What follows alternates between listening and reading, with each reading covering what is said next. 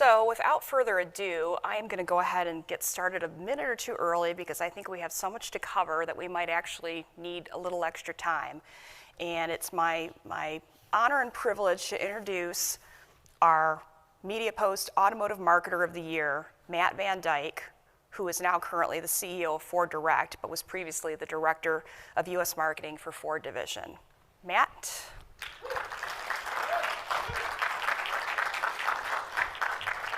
Good morning, Tanya. Good morning. I guess we don't need these, right? I don't think so. No. Yeah, there we go. Drop the mic. We're gonna have a drop the mic moment very early in the show. So I thought it would be fun. I reviewed so much of your work from the past 2 years when we were deciding whether to give you the award and then also what to show here, because obviously we can't show everything. And I thought it would be fun to show a spot that has a little bit of a secret meaning to it, which we can talk about after we show it. So why don't we go ahead and roll the first spot.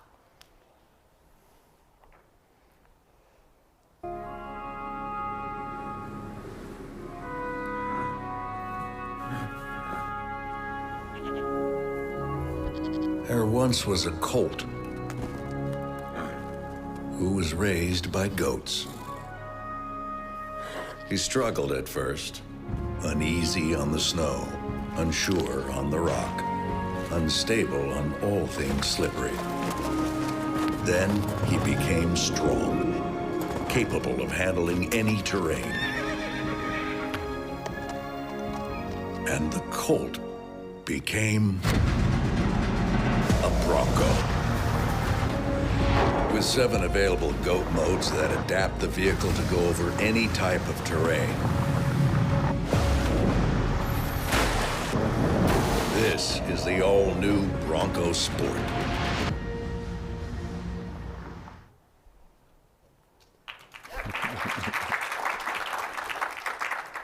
I love goats, so I had to pick that spot. But there's also, for anybody who knows the history of the Bronco, goat was actually the original internal code name for the 66 Bronco project, which was goes over all terrain, which the Bronco certainly does.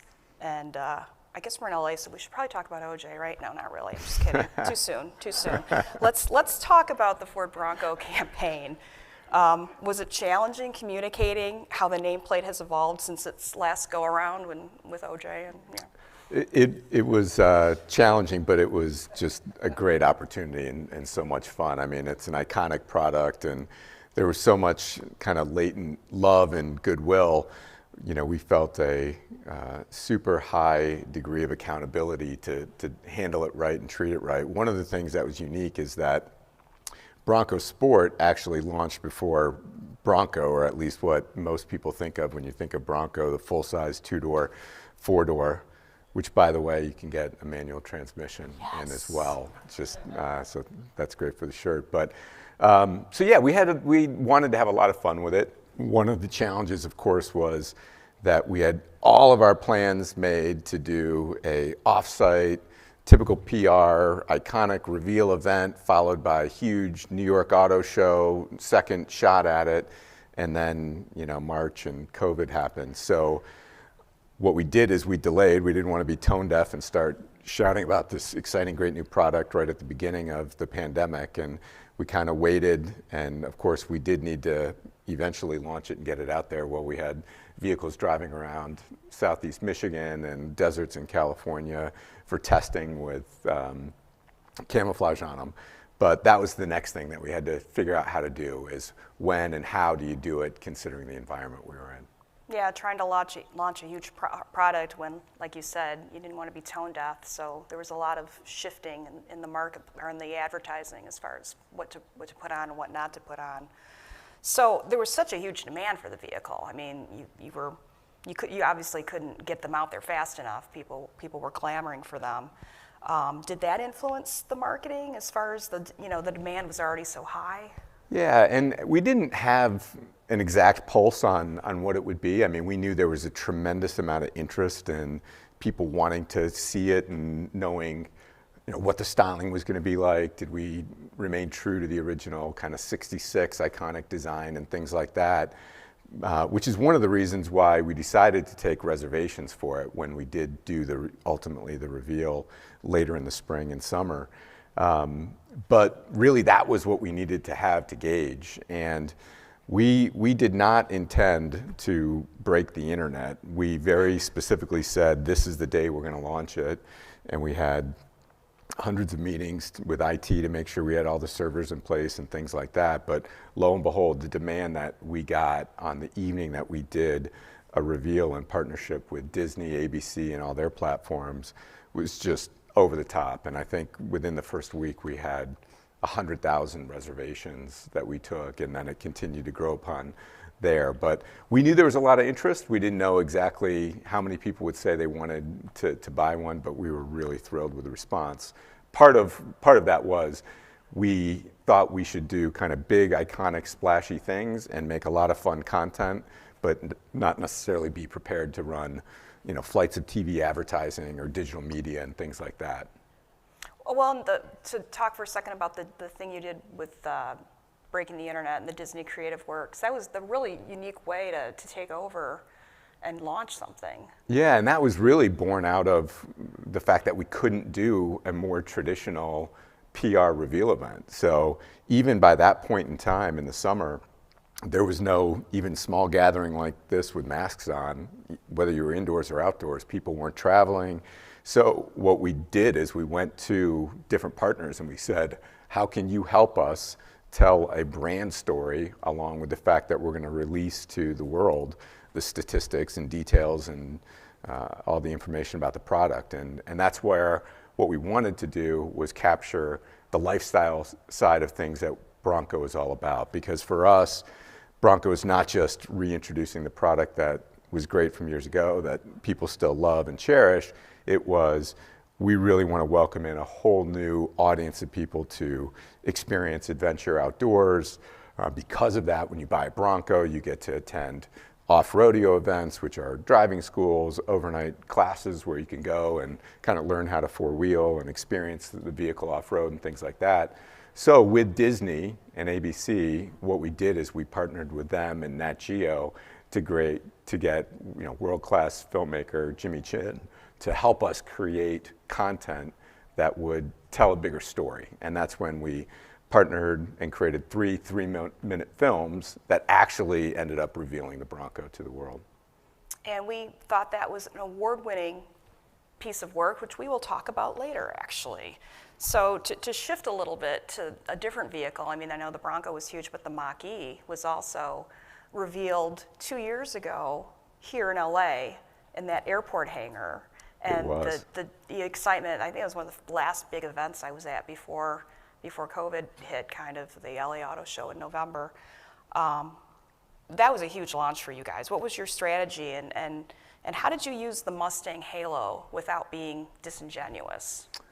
Yeah, that was the most debated thing about the product, really. And even from the early stages of product development, it was, there is a very protective crew of people, lifelong, generational long at Ford, who don't mess with the Mustang. And yet, as we look to the future, it's been a number of years that we've seen electrification coming and knowing what it would be. And ultimately, what we wanted to do was reimagine the Mustang lineage for the future. And so we convinced ourselves, and the iconic design elements of the Mustang helped us make an EV that would be interesting and something unique into the market. So we decided on the product extension, which is what Mach-E became, so Mustang Mach-E. And that reveal then was super, super important, because when people were speculating about it being a Mustang Mach-E, they wanted to know it had credibility. They wanted to know it looked cool. They wanted to know it had performance credibility. So we really waited up until the point where we could have drivable units, which was the auto show, just as you said, 2 years ago. And we were, I guess, beneficial enough to be able to host in-person things. And so we did it at basically the airport, where we could have people take hot laps and drive the vehicle, because what we wanted to do was have people be able to say, this thing is worthy of being called a Mustang. So I think that was the most important thing to do at launch, because at that point then we still had to wait a year before they were on sale, and we needed people not to be questioning whether it was worthy of the name. Right. So besides that, you've also got the Maverick and the F-150 Lightning.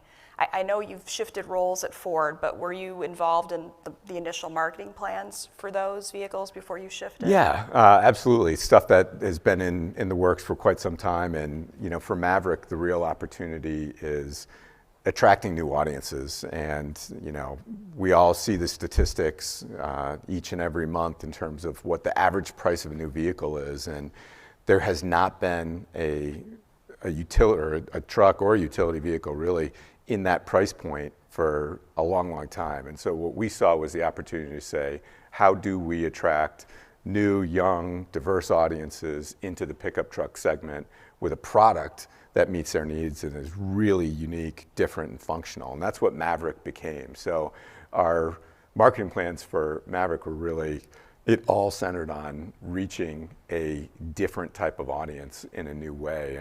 And so that product's now out, launched. It's like everything else, we can't build enough of them. But it's a really neat product. And then also the audiences it's reaching because of a hybrid standard powertrain with incredible combined fuel economy is really something that the dealers have been clamoring for, and we're thrilled to bring to market. Well, you can build enough of them. They just are sitting on a lot somewhere waiting for a chip, right?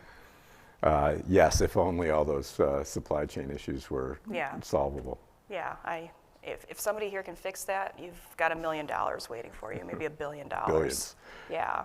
So besides all the vehicle launches, you guys did pivot for the pandemic, and you've always had non-vehicle types of advertising, and you've done some really heartfelt non-vehicle focused work, and I think we could show one of them right now.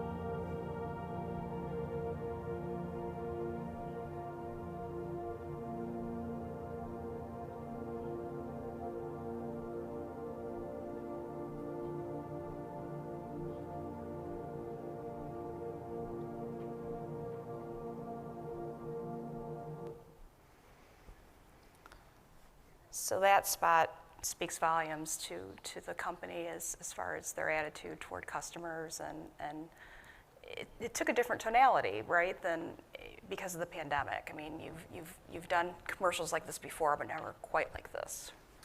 Yeah, and really that was the first piece of communication we created when the pandemic started, and it was actually, I think,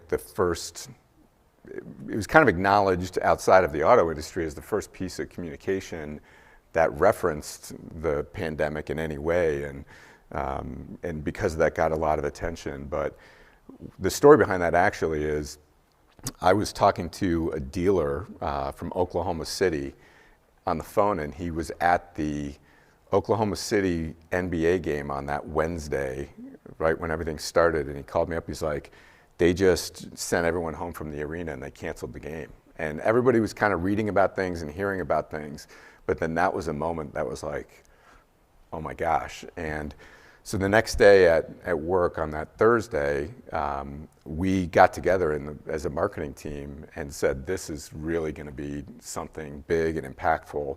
What are we going to do? And that's when it didn't start with what are we going to say in advertising. It was, what do we do for customers? And what we started to find out was that people were already becoming really worried about work and paying bills and paying their car payments and things like that.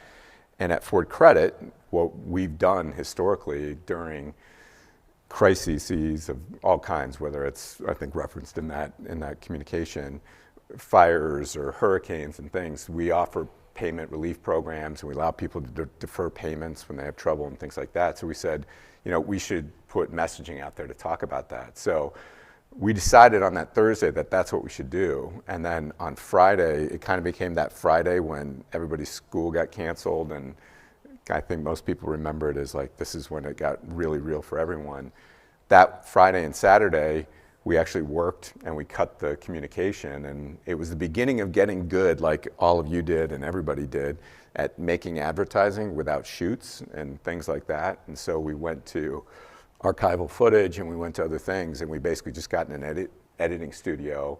And that's why also even things like there's no voiceover, because we literally created it on Friday and Saturday, trafficked it on Sunday, and it was on the air on Monday, which is why that's when so many people remembered it. But it became a real statement about the brand, and Ford and other automakers as well. GM started making masks and ventilators, and stepped into action with production facilities in partnership with the UAW. And I think it shows, the auto category and the Ford brand for who we are and what we believe in.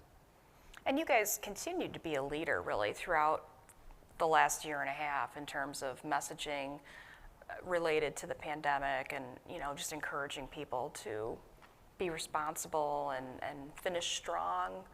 Yeah, absolutely. I think there was a real sense of duty that I think is a Ford brand truth, and so our communications, I think, from that period of time in early March, or I guess the middle of March of last year, it definitely evolved, because there was, everybody remembers, stay at home and some ups and downs, and car dealers as essential services and this and that. But very quickly we kind of decided we didn't want to do advertising like we're all in this together, hang in there. We said, if you don't have something to say that's meaningful, don't say it. And but then we did have stories to tell. We had the stories of how we were manufacturing PPE, how we were working on building ventilators in partnership with GE and things like that. So we told that story, and thankfully I think we all feel that we've been able to move on as a category and industry, and it's now, things like, do you put masks on people in commercials of people shopping in showrooms for cars? I mean, we were having those discussions last April, and I guess we still are to a degree. Yeah, I remember asking all of my sources, so what's going to happen now? Are we all going to start seeing masks in commercials or not? And should we pretend like it's not happening and not show masks? Or, advertising's a little bit of entertainment and an alternative reality, so you don't really want to be a downer, but you also don't want to send the wrong message. Yeah, and it was also different, state by state. Right. You get, talk on the phone to dealers who participate on advisory boards, and half of them would say, if you don't show masks, I won't run the ad, and half of them would say, if you do show a mask, I won't run the ad. So that didn't make it easy either. Well, yeah, we state by state is a good way, of looking at it, because Michigan is one way, obviously Texas is another way, and California is another way. Sure. So we're all kind of struggling with that and the rules, and still finding our way. So I still, when I see a mask in a commercial, I kind of go, okay, because you are seeing them, starting to see them, and Right. I guess that'll be kind of still a decision to be made, right? Still a decision to be made, I think, yeah. So I know it's hard to pick your favorite children, but when we were talking about which ads you wanted to show, this spot was one of your standouts. So I think we should show it and then talk about how it came about.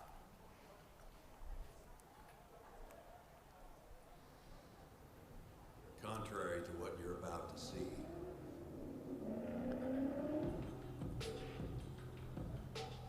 the Ford Motor Company does not condone nor build flying cars.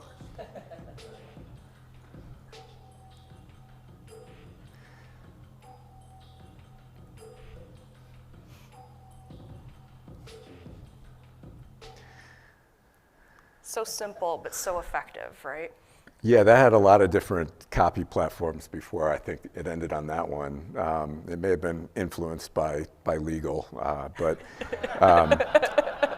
where that started was when actually just before the Mach-E launch in the fall 2 years ago, we started really the Build Ford Proud campaign, which it was really about kind of reasserting some swagger to the Ford brand and leaning into trucks and Mustangs and the things that we build with pride. And that was one of the commercials that debuted with a handful of others and a whole campaign that endures today. Bryan Cranston of Breaking Bad fame is the voiceover on the work. And I think at first it started out really as saying, we've been making flying cars for 50 years. And then that was determined not to be acceptable. So I think that actually ended running mostly in cinema and maybe not had gotten network clearance, but it was a lot of fun to do.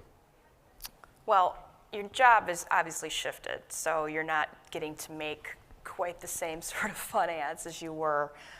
Let's talk a little bit about the job shift. Are you still involved in marketing, and how does FordDirect's marketing differ from Ford Division? Yeah, so FordDirect, we are a joint venture between Ford and Lincoln dealers in North America. And it began 20 years ago, maybe a little bit more than that, 21 years ago, when Ford Dealer Council said, hey, we're really worried about these companies like AutoBytel and all these online brokers, and we think they're going to try and get in between our business with customers and the OEM. So the dealers came to Ford and said, let's work together and create a company that would do that. And it was probably 20 years ahead of its time from a digital retailing perspective. But basically what happened is the company quickly pivoted to basically be about leads, lead generation, websites, all the things dealers need for digital marketing for their products. And so today, that's what we do in partnership with the dealers. We have a dealer and Ford Motor Company jointly run board of directors. And so now what I do is I'm not in the content creation business. Everything we are about is basically technology, data, and tools for the media business. So some of the things we do are connected vehicle tools, bringing dealers the ability to use modem data to manage their lots and improve customer experience at their dealerships. It's running their websites, it's running their CRM, it's handling lead management for them and things like that. So it's an exciting place to be because it's right at the intersection of kind of the digitization of everything in the retail process. And I feel like there's probably nothing more important that's facing our category right now, because I think the tools are all catching up in digital retailing, and now dealers are poised to handle customers in many different ways. There's people who want to buy their whole car online and get it delivered to their house. There's people who want to explore pieces of the transaction and then still come in and test drive, smell it, kick the tires, and that kind of thing, and everything in between. And we're really positioned to help Ford and Lincoln dealers do all of those things. And the pandemic really has shifted the way people want to buy cars too. I mean, it has. I think, there's, whether it's McKinsey or Google or whomever, whichever study you read, there's probably a 5-year pull ahead and acceptance of, digital retailing practices and a demand for it. And, lots of dealers would tell you that they're prepared to home deliver vehicles and things like that, but definitely when the pandemic started, they got into that essential services type thing. Ford's really been pioneering mobile service and lots of other things to make the customer experience better and better. And we're happy to be, at the intersection to help out and lead that.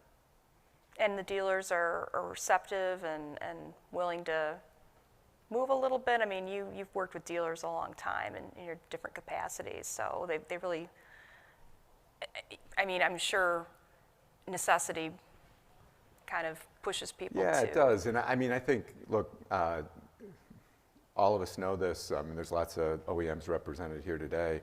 However many dealers you have in your network, that's however many different ways they operate their stores and do different things. But I think all of them are coming to a handful of different approaches to digital retailing. Some, again, are really embracing it and want to see full transactional tools that have e-contracting and the ability to, get those signatures online and really complete deals. And others are really about saying, how do I use technology to use screen mirroring and co-browsing and walk people through the complicated processes of F&I and other things like that. But I think what OEMs and what we need to do is basically help the dealers along the way as that adoption increases. And certainly there is a change in consumer mindsets. My parents are never going to buy a car online, but my kids will probably buy it on their mobile phone. And as that changes and the technology is now there to offer good experiences, I think up until kind of pre-pandemic, you could sit back and say as a dealer, there aren't good tools out there. I can't get taxes and fees done. I can't get guaranteed trade-in values. I can't do things like this. Well, now there's a lot of good tools out there. So the biggest challenge for dealers, I think, is how they manage their in-dealership staff. How do they work with people who are doing all, some, or most of, or just pieces of the transaction online? And how does that compare to somebody who's doing 100% of it offline? So I think there's a real opportunity for dealers to lead in the consumer experience side of the business, and that's where we're trying to help. Do you miss your old job? Do you miss doing more of the creative side of things? I do. So I love what I'm doing. You hear me talking about digital retailing and this part of the business, which is so important. I think the fun part of prior job was content creation side of things, working with tremendously talented creative agency partners and other media partners and things like that in order to create things like a Bronco reveal and like, as well as the kind of the advanced product strategy, really being in early on deciding whether we need to put a manual in the Bronco and understanding customer preferences and being involved in the product marketing side of the business. Did you, just to back up on the manual and the goat ad we watched, did you actually go out on that shoot, or were you? I did not. You didn't get to go out to the mountainside. I heard about the goats were not easy to work with. Well, goats are hard to work with, and it's extremely hard to cast for goats, because as we decided we were going to do this, it was, well, you can't let the goat look like a ram for obvious reasons. And right. Yet it can't be like a sheep. So you really had to find like a cool goat, but so sitting around discussing, is that goat a badass goat? I don't have those meetings right now, but. Yeah, I was going to say, your job has definitely changed a lot. And I did read that some of the goats, goats in general have a mind of their own. So you kind of had to let the goats be goats during the shoot and just kind of capture it as you could. So yeah, I guess that's kind of like dealers, right? Goats, dealers, is there? Maybe, okay, we're not going to go there. We're not touching that one at all. So the auto industry has a lot of challenges, as we talked about, between the vehicle shortages and educating consumers about changing technology. This is sort of a big picture question that we're going to end on. And we're going to be taking some audience questions. So Lisa's going to be ready to take your questions. If you can go ahead and put your thinking caps on. But how can marketers and marketing help meet those challenges? Yeah, I think the key is really understanding consumer preferences and where things are headed. Obviously, marketeers were voice of the customer within the business, and that's the input we need to be providing to engineers, designers, and product development teams. And also, we have to recognize people don't always know what they want, right? It's famous Henry Ford quotes of, the focus group, if I asked people what they wanted, they'd ask for a faster horse. I think there has to be the recognition that people sometimes don't know what they can dream possible. And I think the automotive category is, it's exciting because all of the brands and businesses are constantly trying to innovate and come up with, the new silhouette, the new propulsion strategy, the new features and benefits that people want. And I think that's one of the things that keeps the business really interesting, as well as high-touch consumer experience, right? I mean, dealers have people in their showrooms every day getting to work with them on selling a car or certainly servicing cars. During the pandemic, we saw most states quickly said, car dealers are essential services. They're keeping frontline workers on the road and the like. And so I always felt like being in the auto category was more fun than, working on cereal or, some beverages or something where you basically have the same product in a new can, or, crispier, crunchier this year or something like that. It's always different. So. Pumpkin flavored. pumpkin flavored what's hot. everything. So, well, let's see if we have any questions from the audience. Can't see any. I actually do, though. Whoops. Okay. I'm just curious because listening to you and saying how you turned around that initial ad in a weekend. So obviously that was a lot of efficiency doing that, and then even what you're doing digitally, selling online. All of these things really came about, obviously, through a pandemic. But as a CEO, you must think of it, more efficient, we can do these things. So how do you fold that into 2022? In terms of what do you keep, what are those key takeaways that, okay, this is what we can do to make even better for next year? Yeah, it's a great question. I think, I bet everyone in this room learned a lot. We certainly learned a lot about production speed and efficiency and how to get things done with virtual approvals and meetings and things like that. Sometimes it was probably difficult because very quickly there became no boundaries. It was like, sure, we can have a call at, 4 o'clock on Sunday or 5 o'clock on Friday night because nobody had things to do or places to go. But there, I think, is a lot of enduring things that we'll all take out of it. So production efficiencies, I think, are one.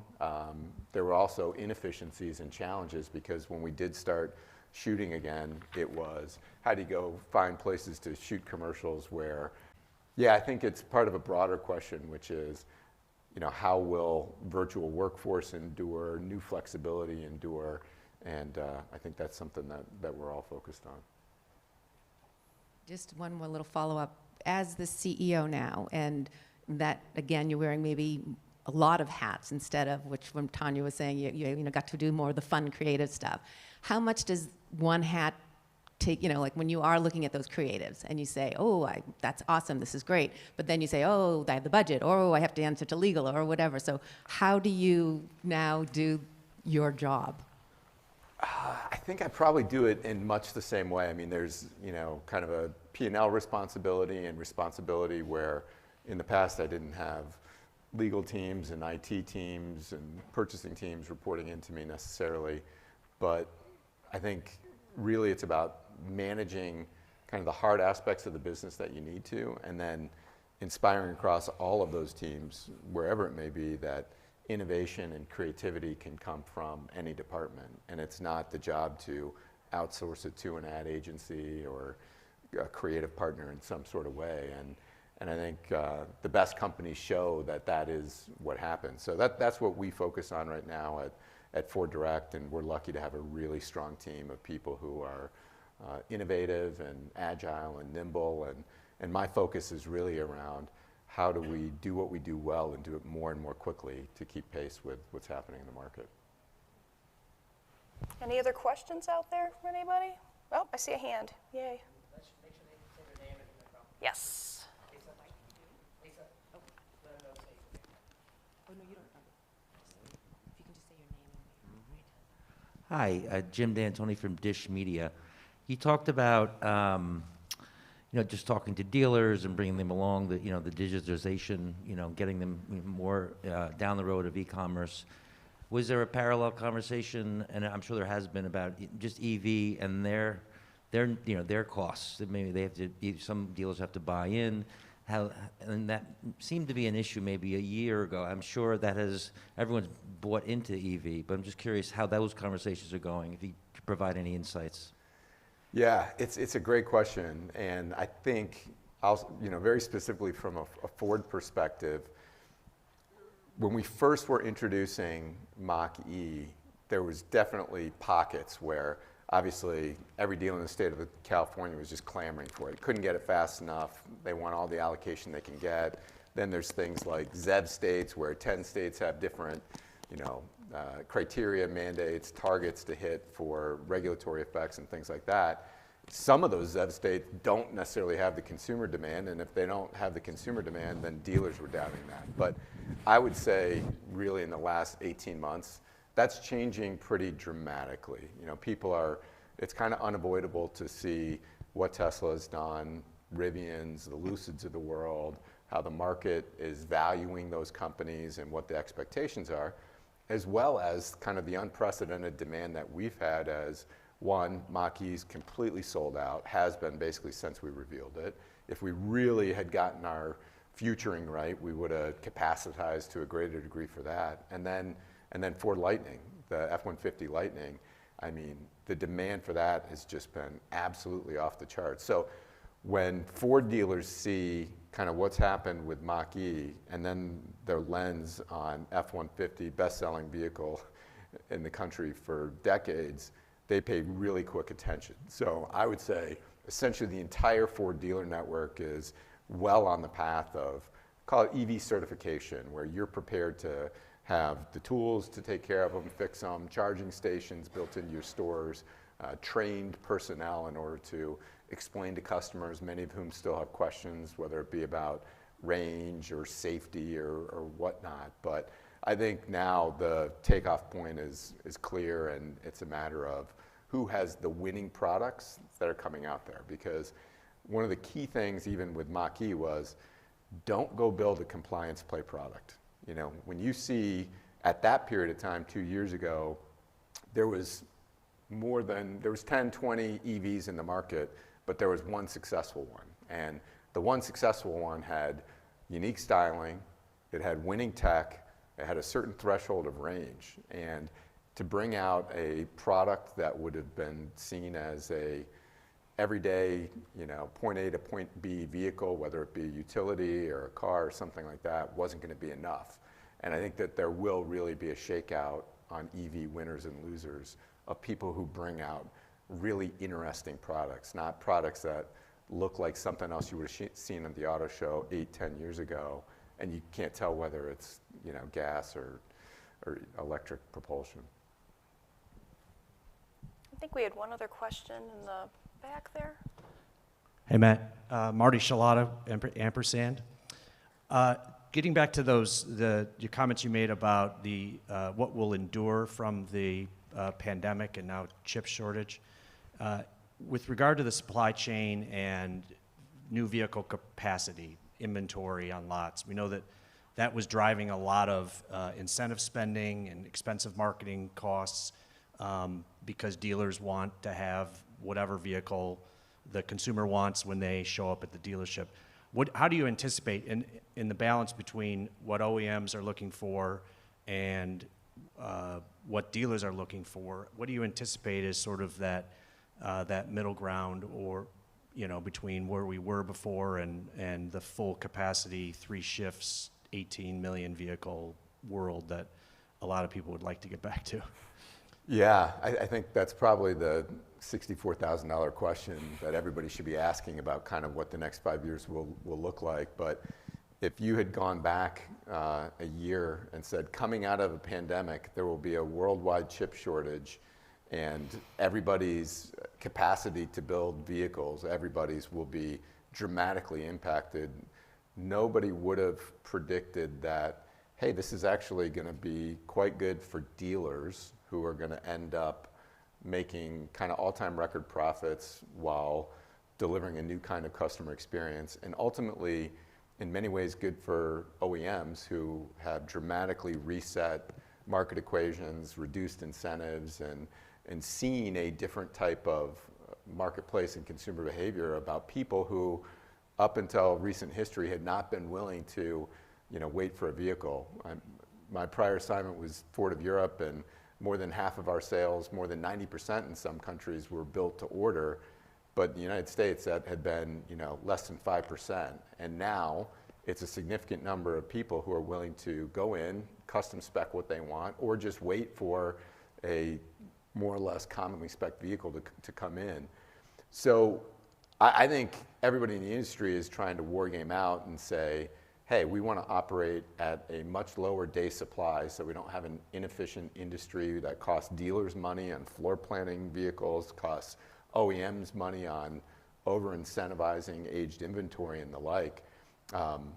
But it will be interesting to see. We didn't get to the place that we were before the pandemic by accident. People got aggressive, certain marketeers or brands would get super aggressive with discounting and this and that, and then companies would either match to protect market share or other things. So I think there will be a renewed focus by the industry to be very disciplined about overbuilding and matching supply to demand in a positive way. And I think the winners will be gated out by the people who are able to improve the customer experience. And I think that there's tremendous advantages for the brand that can work best with their dealers, leveraging, you know, the incredible face that a dealer provides in their community to be able to locally service vehicles and take care of things, competing with direct-to-consumer brands that don't have the kind of outlets, and maybe people don't realize when a vehicle breaks how badly they really want their dealer. So I think things like CX will be what sets the winners and losers apart in the near and immediate future. Awesome. Well, I think we're actually running on time, and I'm going to keep it that way. So we're going to go ahead and wrap. And before you go, parting gift. Not everybody's getting one of these, just so you know. Oh my God. Oh, this thing weighs 20 pounds. Marketer of the Year. Thank you. Yes, thank you. It's so nice. And this is for that awesome campaign that we talked about, the Disney Works and Wyden Creative Works for Ford for the Bronco campaigns. This is Best Integrated Campaign. So you get 2 of these. Awesome. And now can you see why I said that you're not going to be able to take these as carry-on? Yeah, this would probably not go through. I think TSA would not be super Probably happy about these. You know, let's do some pictures here. Yeah. Thank you. Thank you. Yes. So thank you again for being here. Thank you. Yeah. Great Look at to talk. that. Great talk too. Safe travels back to Detroit. Thank you, everybody.